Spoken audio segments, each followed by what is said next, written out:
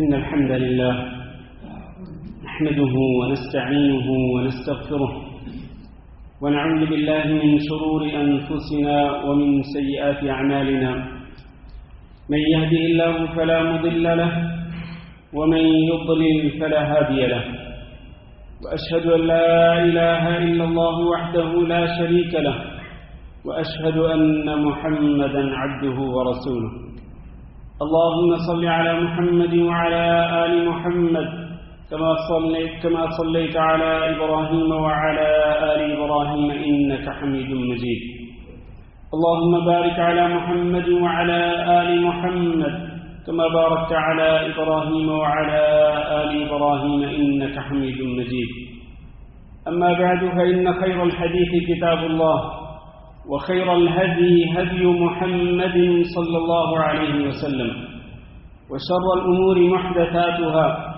وكل محدثة بدعة وكل بدعة ضلالة وكل ضلالة في النار أعوذ بالله من الشيطان الرجيم يا أيها الذين آمنوا اتقوا الله حق تقاته ولا تموتن إلا وأنتم مسلمون يا أيها الناس اتقوا ربكم الذي خلقكم من نفس واحدة وخلق منها زوجها وبث منهما رجالا كثيرا ونساء واتقوا الله الذي تساءلون به والأرحام إن الله كان عليكم رقيبا يا أيها الذين آمنوا اتقوا الله وقولوا قولا سديدا يصلح لكم أعمالكم ويغفر لكم ذنوبكم ومن يطع الله ورسوله فقد فاز فوزا عظيما عزیز القدر محترم بزرگوں دوستوں اور بھائیوں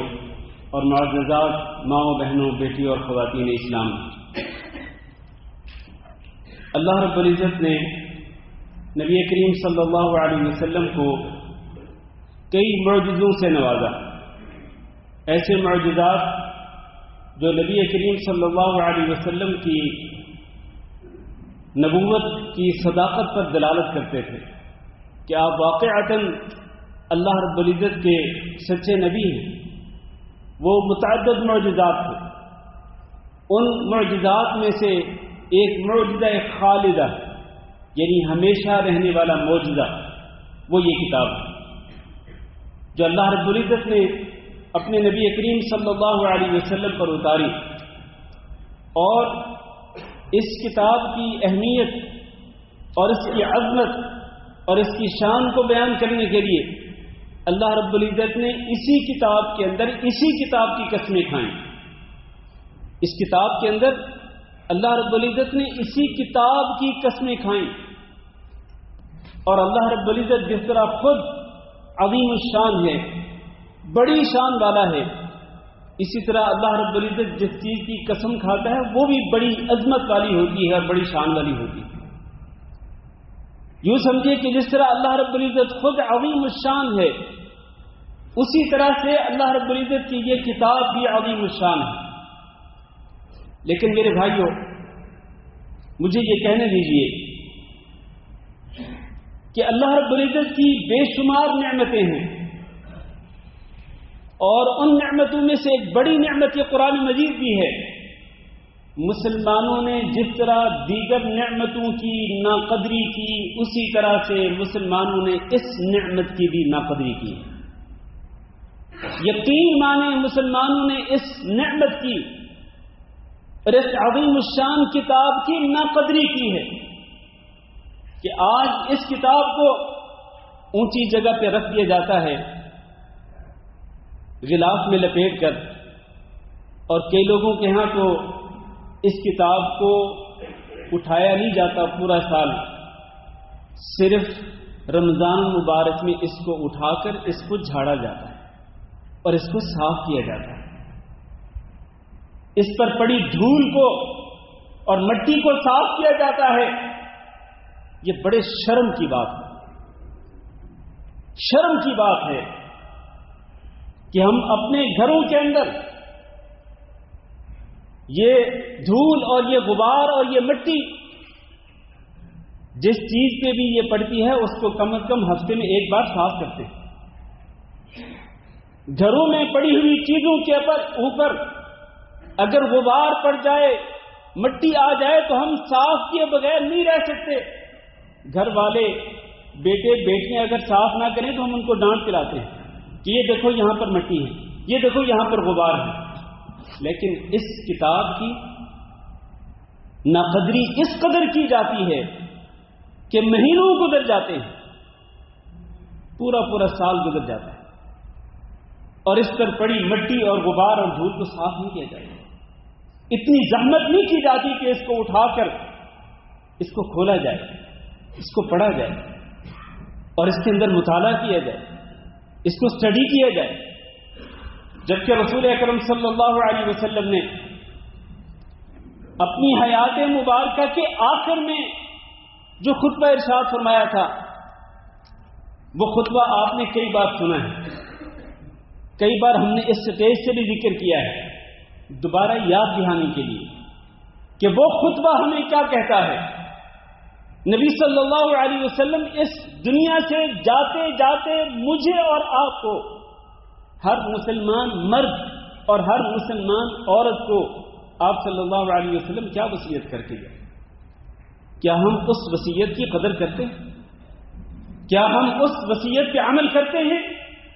یاد دہانی کے لیے سنیے نبی صلی اللہ علیہ وسلم نے غدیر خم میں جو خطبہ ارشاد فرمایا تھا اپنی زندگی کے بالکل آخر میں، کہ جس کے تھوڑا عرصہ بعد نبی صلی اللہ علیہ وسلم انتقال فرما گئے، آپ صلی اللہ علیہ وسلم پر موت آ گئی۔ تو آخری وصیتوں میں سے وصیت نبی صلی اللہ علیہ وسلم نے فرمایا اما بعد الا ایھا الناس، خبردار لوگوں، فانما انا بشر یوشک ان یاتی رسول ربی فاجیب، کہ میں ایک بشر ہوں، ایک انسان ہوں، اپنے رب کی طرف سے بھیجا گیا نبی اور رسول ہوں۔ ہو سکتا ہے کہ میرے پاس کسی بھی وقت فرشتے اجل آ جائے، موت کا پیغام لے کر آ جائے، اور میرے لیے اس موت کے پیغام کو قبول کرنے کے سوا کوئی چارہ نہ ہو۔ اور پھر آپ نے فرمایا وَأَنَا تَارِكٌ فِيكُمْ ثَقَلَيْنِ، میں تم میں دو بھاری بھرکم چیزیں چھوڑ کے جا رہا ہوں۔ اولہما کتاب اللہ، ان بھاری بھرکم چیزوں میں سے پہلی چیز کتاب اللہ، اللہ کی یہ کتاب ہے۔ فیہ الہدی والنور، اس اللہ کی کتاب کے اندر ہدایت بھی ہے، نور بھی ہے، ہدایت بھی ہے اور نور بھی ہے۔ فخذوا بکتاب اللہ، یہ آخری وصیت کے الفاظ کہ اس کتاب کو لو، اور اس کتاب کو لینے کا یہ مطلب نہیں کہ اس کو اٹھا کر اپنے سینے سے لگا کے چوم کر اس کو واپس رکھ دو، اس کو پڑھو۔ واستمسکوا بہ، اس کو اٹھا کر اس کو مضبوطی سے تھام لو، اس کو پڑھو، اور اس کے اندر یہ جاننے کی کوشش کرو کہ میرے اور آپ کے رب نے ہمیں اس کتاب کے اندر کس بات کا حکم دیا کہ جس پہ عمل کرنا ہے، اور میرے اور آپ کے رب نے اس کتاب کے اندر کس چیز سے منع کیا ہے کہ جس سے اجتناب اور پرہیز کرنا ہے۔ اس کتاب کے اندر رب نے کون کون سی باتیں میرے لیے اور آپ کے لیے باعث نصیحت کے طور پر ذکر کی ہیں کہ جن سے ہمیں نصیحت حاصل کرنی ہے۔ اس کو پڑھو اور اس کو مضبوطی سے تھام لو، اور پھر فرمایا من استمسک بہ، جو اس کو مضبوطی سے تھام لے گا، وأخذ بہ، اور اس کو پڑھے گا اور اس پہ عمل بھی کرے گا، کان علی الہدی، تو وہ ہدایت پہ قائم ہو جائے گا، ومن اخطأہ ضل، اور جو اس کو چھوڑ دے گا، اس کو غلافوں میں لپیٹ کر الماریوں کی زینت بنا دے گا، کبھی کبھار اس کو اٹھائے گا، ضل، وہ شخص گمراہ ہو جائے گا۔ آج ہم دیکھ رہے ہیں، اپنی آنکھوں سے اس بات کا مشاہدہ کر رہے ہیں کہ بے شمار مسلمان، ان گنت مسلمان جو مسلمان ہونے کا دعویٰ کرتے ہیں، اپنی نسبت دین اسلام کی طرف کرتے ہیں، دعویٰ یہ ہے کہ ہمیں نبی صلی اللہ علیہ وسلم سے محبت ہے، لیکن نبی صلی اللہ علیہ وسلم نے ہم سب مسلمانوں کو جاتے جاتے جو نصیحت کی اپنی موت سے کچھ دیر قبل، اس میں یہ واضح کر دیا کہ جو اس کو پکڑے گا، اس کو تھامے گا، اس کو پڑھے گا، اس کو دستور حیات بنائے گا، جو اس کو اوڑھنا بچھونا بنائے گا وہ ہدایت پر ہوگا، جو اس کو چھوڑ دے گا وہ گمراہ ہو جائے گا۔ آج مسلمانوں کی اکثریت کیوں گمراہ ہے؟ اللہ کی قسم اس کتاب کو چھوڑنے کی وجہ سے گمراہ ہے۔ اور اس کتاب کے اندر جو تعلیمات ہیں نا اللہ رب العزت کی، میرے بھائیوں، ان تعلیمات کے اندر اللہ کی قسم کوئی اختلاف نہیں۔ کوئی عالم قرآن مجید کے اندر ذکر کی گئی تعلیمات کے اوپر اختلافات بھی ذکر کرے گا۔ کئی لوگ کہتے ہیں او جی ہمیں تو مولوی نے الجھا دیا ہے، مولوی نے الجھا دیا ہے۔ کوئی یوں کہتا ہے، کوئی یوں کہتا ہے، کوئی یہ کہتا ہے کہ کرو، کوئی یہ کہتا ہے کہ نہ کرو۔ ہم کیا کریں؟ ہم کہتے ہیں اس کا سیدھا سا جواب ہے چھوڑ دو مولویوں کو، اختلافی باتوں کو چھوڑ دو، آپ بس اسی کتاب کو پڑھو، اس کو پڑھ کے تو دیکھو، اس کا مطالعہ تو کرو، اس کا ترجمہ، اس کی تفسیر تو پڑھو، وہ سارے اختلافات ختم ہو جائیں گے۔ میں کہہ رہا ہوں کہ قرآن مجید کے اندر کوئی ایک حکم بھی ایسا نہیں کہ جو اختلافی ہے، تو اس کو پڑھنا چاہیے۔ اور پھر نبی کریم صلی اللہ علیہ وسلم نے یہ بھی ارشاد فرمایا، ان ھذا القرآن، وہ حدیث جس میں نبی صلی اللہ علیہ وسلم نے وہ خطبہ غدیر خم، اس میں نبی صلی اللہ علیہ وسلم نے دو باتوں کی وصیت کی، ان میں سے ایک کتاب اللہ اور دوسرے اہل کتاب، اہل بیت، ایک قرآن مجید اور دوسرے اہل بیت رضی اللہ عنہم اجمعین۔ دوسری حدیث میں نبی صلی اللہ علیہ وسلم نے فرمایا، ان هذا القرآن سبب طرفه بید اللہ وطرفه بایدیکم، یہ وہ قرآن ہے، یہ وہ اللہ کی رسی ہے کہ جس کا ایک سرا اللہ کے ہاتھ میں ہے اور دوسرا سرا آپ لوگوں کے ہاتھ میں ہے۔ فتمسکوا به، اس کو مضبوطی سے تھام لو، فإنکم لن تضلوا ولن تهلكوا، اگر تم اس کو مضبوطی سے تھام لو گے، پڑھو گے، دستور حیات بناؤ گے، کبھی گمراہ بھی نہیں ہوگے اور کبھی ہلاک اور برباد بھی نہیں ہوگے۔ نبی صلی اللہ علیہ وسلم نے دو چیزوں کی گارنٹی دے دی، ہلاکت اور بربادی سے بھی بچ جاؤ گے، گمراہی سے بھی بچ جاؤ گے۔ شرط کیا ہے؟ شرط یہ ہے کہ اس کتاب کو مضبوطی سے تھامو، اس کو پڑھو، اس کا مطالعہ کرو۔ میرے بھائیوں، اس کتاب کی تلاوت کوئی شک نہیں، اس کی بڑی فضیلت ہے کہ اس میں اس کی تلاوت کرنے پر ایک ایک حرف پہ 10 نیکیاں ملتی ہے۔ یہ بڑی فضیلت، بہت بڑی فضیلت ہے کہ ایک ایک حرف پر آپ کو 10 نیکیاں ملیں۔ نبی صلی اللہ علیہ وسلم نے فرمایا کہ میں نہیں کہتا کہ الف لام میم یہ ایک حرف ہے، نہیں، بلکہ الف ایک حرف ہے، لام دوسرا حرف ہے، میم تیسرا حرف ہے۔ گویا کہ الف لام میم پڑھیں گے تو آپ کو 30 نیکیاں ملیں گی۔ اس طرح آپ اندازہ کر سکتے ہیں کہ اگر آپ ایک پارے کی تلاوت کریں، ایک پارے کے اندر کتنے حروف ہوں گے، اور ان کو پھر ملٹیپل کریں آپ 10 کے ساتھ۔ جس طرح میں پہلے کئی مرتبہ ذکر کر چکا ہوں کہ ایک محتاط اندازے کے مطابق ایک پارے کی تلاوت کرنے پر کم از کم 1,00,000 نیکیاں ملتی ہیں، 1,00,000 نیکی، اور اس سے کہیں زیادہ ہوں گی۔ یہ تو ایک محتاط اندازہ ہے، لیکن میرے بھائیوں، قرآن مجید کی صرف تلاوت کرنا کافی نہیں ہے، اس کتاب کی تلاوت کے ساتھ ساتھ اس کو سمجھنا بھی ضروری ہے، اس لیے کہ یہ کتاب ہدایت ہے۔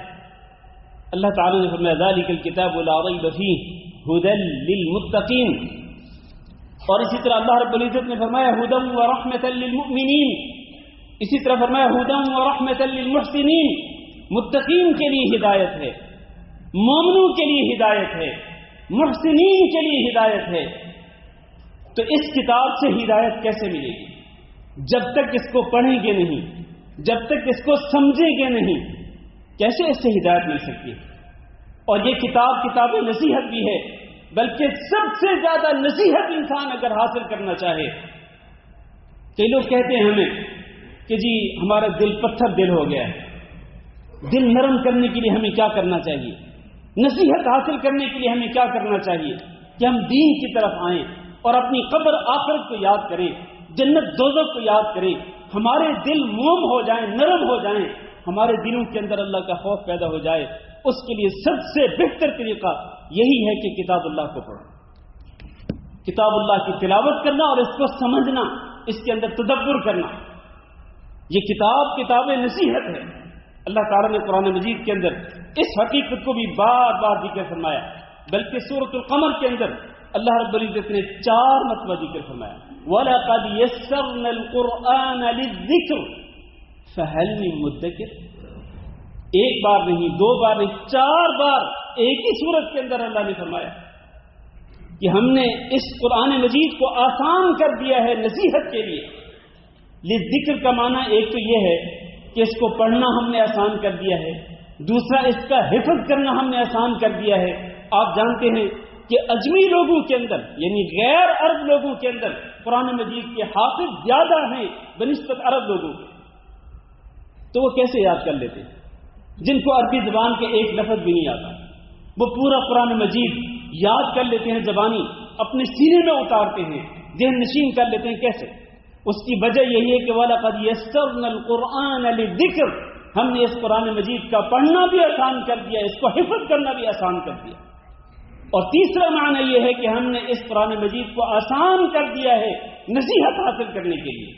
چنانچہ اس کے بعد اللہ تعالیٰ نے سوال کیا، فَهَلْ مِن مُدَّكِرٍ، کیا کوئی ہے نصیحت حاصل کرنے والا؟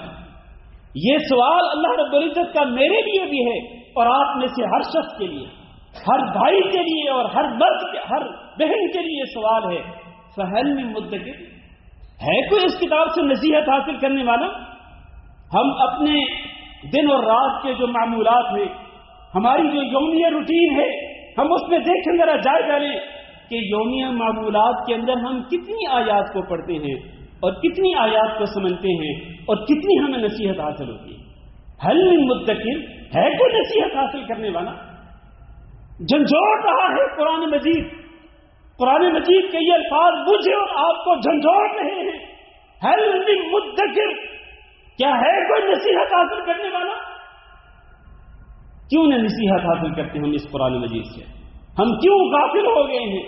کیوں ہمارے اندر مجرمانہ غفلت آ گئی ہے کہ ہم نے اس قرآن مجید کو، آج اس قرآن مجید کو رکھا گیا ہے قرآن خوانی کے لیے، قرآن خوانی کے لیے، قرآن فہمی کے لیے نہیں، قرآن خوانی کے لیے۔ بس قرآن خوانی کرانی ہے تو کرا لو، چند حافظوں کو بلاؤ اور ان سے ختم قرآن کرا لو، جو ایک بدعتی عمل ہے، اس کا کوئی ثبوت نہیں، نہ تو قرآن مجید کے اندر اور نہ نبی صلی اللہ علیہ وسلم کی احادیث کے اندر۔ نبی صلی اللہ علیہ وسلم کی حیات مبارکہ کے اندر اور آپ کی وفات کے بعد کتنے قرآن کے حفاظ تھے؟ کبھی سنا آپ نے کسی حدیث کے اندر، کسی سیرت کی کتاب کے اندر، کسی تاریخ کی کتاب کے اندر کہ کسی نے صحابہ کرام میں سے حفاظ قرآن کو اپنے گھر میں بلایا ہو اور کہا ہو کہ آؤ قرآن مجید کو پڑھ کر ختم کر دو؟ آج ہمارے بدبخت لوگوں نے اسی چیز کو اپنے لیے باعث نجات سمجھ لیا ہے کہ گھر میں خود نہیں پڑھنا قرآن مجید، خود نہیں پڑھنا۔ یہ زحمت کیوں کریں؟ خود نہیں پڑھنا قرآن مجید، حافظوں کو بلائیں اور حافظوں کو بلا کر ان سے بس 1 گھنٹے کے اندر، بلکہ اگر فرض کریں 30 حافظ ہوں گے تو وہ تو صرف 20 منٹ کے اندر ہی پورا قرآن مجید ختم کر دیں گے، کیونکہ ہر ایک نے 20 منٹ کے اندر 20 منٹ کے اندر ایک پارہ پڑھنا ہے، تو 30 حافظ ہوں گے تو صرف 20 منٹ کے اندر پورے قرآن کا ختم ہو جائے گا۔ بس جی، اب بھی وہ حافظ صاحب کو کہا جائے گا اس کا ثواب فلاں مردے کی روح کو بخش دو، اور یہ مولوی صاحب، یہ قاری صاحب، یہ حافظ صاحب، ان کے پاس کس نے اختیار دیا کہ پورے قرآن مجید کا جو ثواب ہے وہ بخش دے کسی مردے کی روح کو؟ یہ ایک بدعت ہے جو ایجاد کر لی گئی ہے۔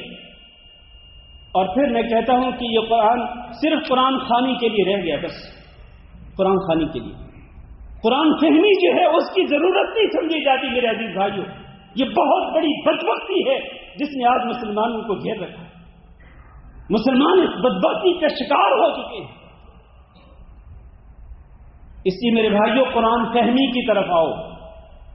قرآن خوانی یعنی قرآن مجید کو پڑھنا، اس کی تلاوت کرنا بہت بڑا عمل ہے، لیکن اس کے ساتھ ساتھ قرآن فہمی کی طرف آؤ، قرآن کو سمجھو اور قرآن کو سمجھ کر پھر اس پہ عمل کرو، اس کو اپنا دستور حیات بناؤ۔ نبی کریم صلی اللہ علیہ وسلم اس کتاب کے اندر تدبر کرتے تھے، اس کے اندر غور و فکر کرتے تھے، جو آج ہمارے اندر بالکل مفقود ہے، نہ ہونے کے برابر ہے۔ نبی صلی اللہ علیہ وسلم کتنا تدبر کرتے تھے، اس سلسلے میں صرف 2 حدیثیں ذکر کرنا چاہوں گا، ورنہ یقین مانے بے شمار واقعات اور صحابہ کرام کس طرح قرآن مجید کے اندر تدبر کرتے تھے اس کی بھی بے شمار واقعات۔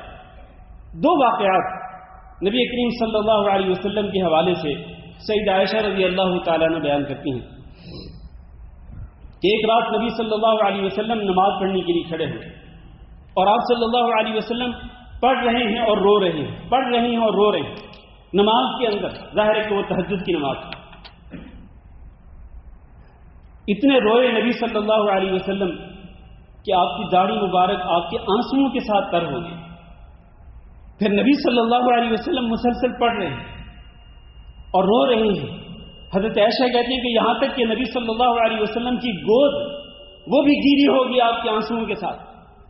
پھر نبی صلی اللہ علیہ وسلم مسلسل پڑھ رہے ہیں، مسلسل رو رہے ہیں، حتیٰ کہ آپ کے قدموں کے نیچے جو زمین تھی وہ بھی آپ کے آنسوؤں کے ساتھ تر ہو گئی۔ اتنے روئے نبی صلی اللہ علیہ وسلم۔ اور پھر صبح ہوئی، حضرت بلال آئے نبی صلی اللہ علیہ وسلم کو بلانے کے لیے کہ آئیے تشریف لائیے اور فجر کی نماز پڑھائیے۔ تو بلال رضی اللہ تعالیٰ نے دیکھا کہ نبی صلی اللہ علیہ وسلم اتنا رو رہے ہیں کہ آپ کی داڑھی مبارک تر ہے، آپ کی گود، آپ کے کپڑے تر ہو گئے، آپ کے نیچے زمین تر ہو گئی۔ تو بلال رضی اللہ تعالیٰ نے کہنے لگے نبی صلی اللہ علیہ وسلم آپ اتنا کیوں رو رہے ہیں؟ آپ کو تو اللہ رب العزت نے آپ کی تو مغفرت کا اعلان کر دیا ہے، اگر کہیں بتقاضائے بشریت آپ سے کوئی خطا ہوئی بھی اللہ نے معاف کر دیا آپ کیوں اتنا رو رہے ہیں؟ نبی صلی اللہ علیہ وسلم نے ارشاد فرمایا، سنیے حدیث کے الفاظ کیا ہیں۔ نبی صلی اللہ علیہ وسلم نے ارشاد فرمایا کہ لقد انزلت علی اللیلۃ آیۃ، آج رات میرے اوپر کچھ آیتیں نازل ہوئی ہیں، ویل لمن قرأها ولم يتفکر فیها، ہلاکت اور بربادی ہے اس شخص کے لیے کہ جو ان آیات کو پڑھے لیکن ان کے اندر غور و فکر نہ کرے۔ پڑھے ان آیات کو جو آج رات میرے اوپر نازل ہوئی ہیں، لیکن جو شخص پڑھ کر ان کے اندر غور و فکر نہیں کرتا اس کے لیے ہلاکت اور بربادی۔ تو میں تو ان آیات کو پڑھ بھی رہا تھا اور ان کے اندر غور و فکر بھی کر رہا تھا، میں تدبر بھی کر رہا تھا ان آیات کے اندر، اس لیے مجھے بار بار رونا آ رہا۔ اور وہ آیات کیا ہیں؟ وہ سورۃ آل عمران کا آخری رکوع ہے۔ ان فی خلق السماوات والارض واختلاف الليل والنهار لآیات لأولی الالباب الذين يذكرون الله قياما وقعودا وعلى جنوبهم ويتفكرون في خلق السماوات والارض ربنا ما خلقت هذا باطلا سبحانك فقنا عذاب النار ربنا انك من تدخل النار فقد اخزيته وما للظالمين من انصار ربنا اننا سمعنا مناديا ينادي للإيمان ان آمنوا بربكم فآمنا ربنا فاغفر لنا ذنوبنا وكفر عنا سيئاتنا وتوفنا مع الأبرار ربنا وآتنا ما وعدتنا على رسلك ولا تخزنا يوم القيامة إنك لا تخلف الميعاد۔ یہ پورا رکوع نبی صلی اللہ علیہ وسلم ساری رات پڑھتے رہے، ساری رات، اور اس کو پڑھ کر روتے رہے نبی صلی اللہ علیہ وسلم۔ اور آپ نے پھر یہ تنبیہ کر دی، مجھے بھی اور آپ کو بھی وارننگ دے دی اللہ کے نبی صلی اللہ علیہ وسلم نے، وہ بلال رضی اللہ تعالیٰ عنہ کے اس سوال کے ذریعے کہ آج رات میرے اوپر جو آیات نازل ہوئی ہیں، جو ان کو پڑھے گا لیکن ان کے اندر غور و فکر نہیں کرے گا، ان کو سمجھے گا نہیں، تدبر نہیں کرے گا، اس کے لیے ہلاکت اور بربادی۔ اور دوسری حدیث نبی صلی اللہ علیہ وسلم نے فرمایا، آپ اندازہ کیجئے کہ نبی صلی اللہ علیہ وسلم کتنا تدبر کرتے تھے قرآن مجید کے اندر، کتنا غور و فکر کرتے تھے۔ اور حقیقت میں قرآن مجید کی آیات ہیں ہی غور و فکر کے لیے۔ کتاب انزلناہ الیک مبارک لیدبروا آیاتہ ولیتذکر اولو الالباب، یہ کتاب جس کو ہم نے آپ کی طرف نازل کیا یہ بابرکت کتاب ہے۔ کیوں نازل کیا؟ لیدبروا آیاتہ، تاکہ اس کی آیات کے اندر غور و فکر کریں، تدبر کریں، ولیتذکر اولو الالباب، اور عقل والے اس سے نصیحت حاصل کریں۔ اس سے یہ بھی ثابت ہوتا ہے کہ صرف عقل والے ہی اس کتاب سے نصیحت حاصل کرتے ہیں، اور جو لوگ اس کتاب سے نصیحت حاصل نہیں کرتے وہ عقل والے نہیں ہو سکتے۔ یہ قرآن مجید کہہ رہا ہے، میں نہیں کہہ رہا۔ جو لوگ اس کتاب سے نصیحت حاصل نہیں کرتے وہ عقل والے نہیں ہو سکتے۔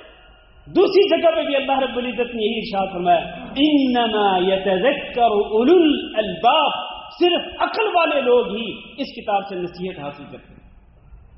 تو ہمیں بھی عقل مند لوگوں کے اندر شامل ہونا چاہیے۔ ویسے تو ہم بڑے سمجھدار بنتے ہیں، بڑے ہم عقل مند سمجھے جاتے ہیں، اپنے آپ کو شو بھی کرتے ہیں کہ ہم بڑے سمجھدار ہیں، لیکن کیا خواب سمجھدار ہیں کہ اگر آپ اس کتاب سے نصیحت حاصل نہیں کرتے؟ یہ تو قرآن کہہ رہا ہے، میں نہیں کہہ رہا۔ اگر اس میں میری کوئی گستاخی ہو تو مجھے معاف کر دیجیے گا، میں گستاخی بھی نہیں کر رہا ہوں، یہ قرآن مجید کے الفاظ آپ کو سنا رہا ہوں کہ انما یتذکر اولو الالباب۔ انما کا جو لفظ ہے یہ حصر کے لیے ہوتا ہے، مطلب یہ ہے کہ صرف اور صرف عقل مند لوگ ہی اس کتاب سے نصیحت حاصل کرتے ہیں۔ اس کا مطلب کیا ہے؟ مفہوم مخالف کیا ہے کہ جو اس سے نصیحت حاصل نہیں کرتے وہ عقل مند نہیں ہو سکتے۔ تو نبی صلی اللہ علیہ وسلم کتنا تدبر کرتے تھے؟ آپ نے فرمایا شیبتنی ہود و اخواتها، اس کتاب کے اندر جو سورت ہود نازل ہوئی ہے اس نے مجھے بوڑھا کر دیا ہے۔ سورت ہود اور اس کی دیگر اس جیسی صورتوں نے مجھے بوڑھا کر دیا ہے۔ اس جیسی صورتوں سے مراد سورت الانفطار بھی ہے اور سورت التکویر بھی ہے اور سورت الانشقاق بھی ہے۔ اس جیسی صورتوں نے مجھے بوڑھا کر دیا۔ ان صورتوں کے اندر ہے کیا؟ اذا الشمس کورت کو دیکھ لیں، اذا السماء انفطرت کو دیکھ لیں، اذا السماء انشقت، یہ تینوں صورتیں اللہ کے نبی صلی اللہ علیہ وسلم نے فرمایا کہ جو شخص بھی قیامت کے دن کو اپنی آنکھوں سے دیکھنا چاہتا ہے وہ ان تین صورتوں کو پڑھ لے۔ قیامت کے دن کو اپنی آنکھوں سے دیکھنا چاہتے ہو، وہ کیسا ہوگا؟ کتنا خوفناک ہوگا، کتنا ہولناک ہوگا، کتنی اس میں سختیاں ہوں گی؟ ان تین صورتوں کو پڑھ لیں۔ نبی صلی اللہ علیہ وسلم انہی صورتوں کو پڑھ کر آپ فرماتے کہ ان صورتوں نے مجھے بوڑھا کر ڈالا۔ ہمارے اوپر اتنا اثر کیوں نہیں ہوتا؟ لو انزلنا هذا القرآن على جبل لرأيته خاشعا متصدعا من خشية الله، اس قرآن مجید کو اگر ہم کسی پہاڑ پہ نازل کرتے آپ اس کو دیکھتے کہ وہ بھی کانپ رہا ہے اور اللہ کے خوف کی وجہ سے پھٹا جا رہا ہے۔ اگر ہمارے اوپر کبھی طاری نہیں ہوتی قرآن مجید کو پڑھ کر، اگر ہمارے اوپر کبھی طاری نہیں ہوتی، ہمارے دلوں کے اندر خوف پیدا نہیں ہوتا اللہ رب العزت کا، اللہ کے عذاب کا، اللہ کی پکڑ کا، اگر یہ کیفیت ہمارے اوپر طاری نہیں ہوتی، اس کا مطلب یہ کہ ہم تو پھر پہاڑوں سے بھی زیادہ سخت ہو گئے۔ ثم قست قلوبكم من بعد ذلك فهي كالحجارة او اشد قسوة، تمہارے دل سخت ہو گئے، اتنے سخت ہو گئے کہ تمہارے دل پتھروں کی طرح بلکہ پتھروں سے بھی زیادہ سخت ہو گئے۔ یہ کتاب تو وہ ہے تقشعر منه جلود الذين يخشون ربهم، کہ اس کتاب کو پڑھنے کے بعد رونگٹے کھڑے ہو جاتے ہیں ان لوگوں کے کہ جو اپنے رب سے ڈرتے ہیں، ان کے رونگٹے کھڑے ہو جاتے ہیں۔ کیا ہمارے بھی کبھی رونگٹے کھڑے ہوئے؟ میرے بھائیو، یہ باتیں ساری اور اس جیسی اور بہت ساری باتیں بیان کرنے کے لیے ہیں، لیکن میں نے جو کچھ بیان کر دیا ہے اللہ کی توفیق کے ساتھ ہم اسی پہ اکتفا کرتے ہیں اور اللہ تعالیٰ سے یہ دعا کرتے ہیں کہ اللہ ہم سب کو اس کتاب کو پڑھنے اور اس کتاب کا مطالعہ کرنے اور اس کتاب سے نصیحت حاصل کرنے اور اس کتاب پہ اللہ رب العزت ہمیں عمل کرنے کی توفیق دے۔ اس کتاب کو اللہ رب العزت ہم سب کے لیے ہدایت کا ذریعہ بنا دے۔ اللہ رب العزت اس کتاب کو ہمارے دلوں کا نور بنا دے، ہماری زندگیوں کا نور بنا دے، ہماری قبروں کو منور کر دے، اور قیامت کے دن اللہ رب العزت ہمیں اس کتاب کی شفاعت نصیب فرمائے۔ استغفر اللہ لی ولکم ولسائر المسلمین انہ هو الغفور الرحیم۔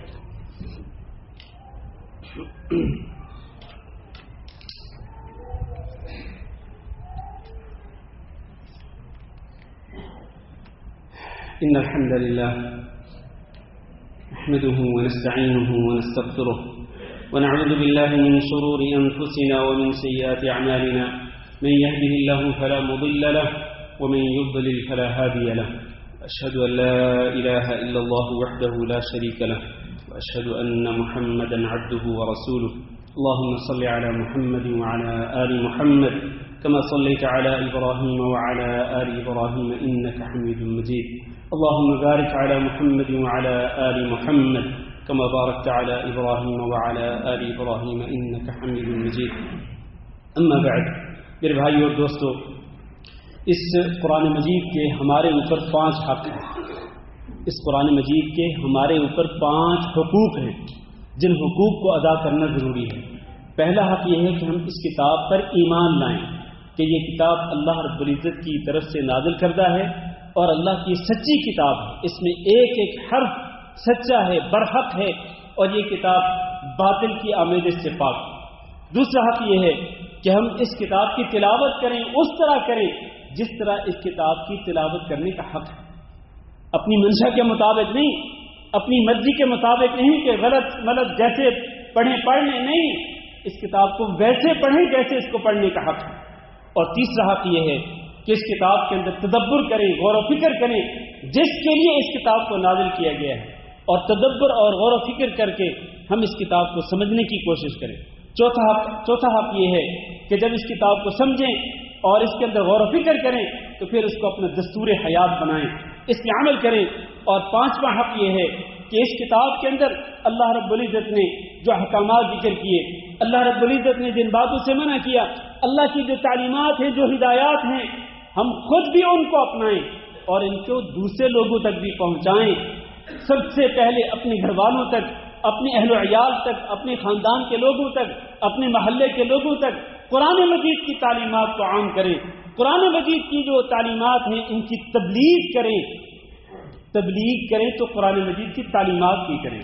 من گھڑت کہانیوں کی تبلیغ نہیں ہوتی میرے عزیز بھائیوں، جھوٹے قصے کہانیوں کی تبلیغ نہیں ہوتی ہے میرے بھائیوں، تبلیغ ہوتی ہے تو وہ قرآن کی تعلیمات اور اسی طرح نبی صلی اللہ علیہ وسلم کی جو احادیث مبارکہ ہیں ان کی تبلیغ ہوتی ہے۔ یہ 5 حقوق میرے اور آپ کے ذمہ ہیں، ہمیں ان حقوق کو ادا کرنا چاہیے، تبھی ہم اس کتاب پر صحیح معنوں میں ایمان لانے والے ہوں گے۔ ورنہ یاد رکھیں کہ قیامت کا دن ہوگا اور رسول اکرم صلی اللہ علیہ وسلم اپنی امت کے کچھ لوگوں کے خلاف اللہ کی کورٹ کے اندر ایک کیس دائر کریں گے، اور اللہ کے رسول صلی اللہ علیہ وسلم کیا فرمائیں گے؟ ان قوم اتخذوا یا رب ان قوم اتخذوا هذا القرآن مہجورا، اے میرے رب میری قوم کے لوگوں نے اس قرآن مجید کو چھوڑ دیا تھا، اس کتاب کو چھوڑ دیا تھا۔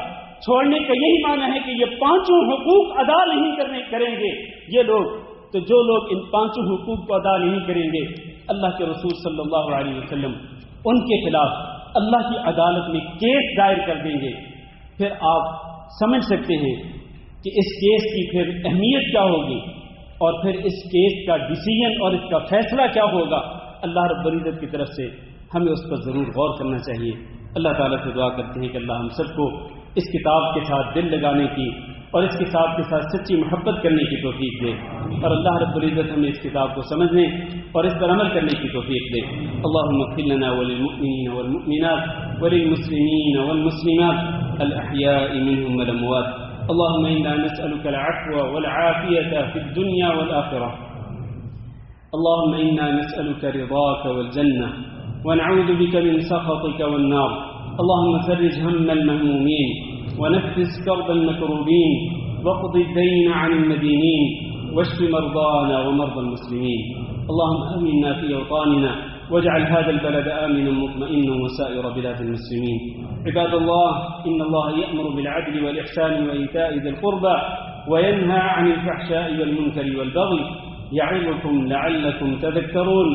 سبحان ربك رب العزة عما يصفون وسلام على المرسلين والحمد لله رب العالمين.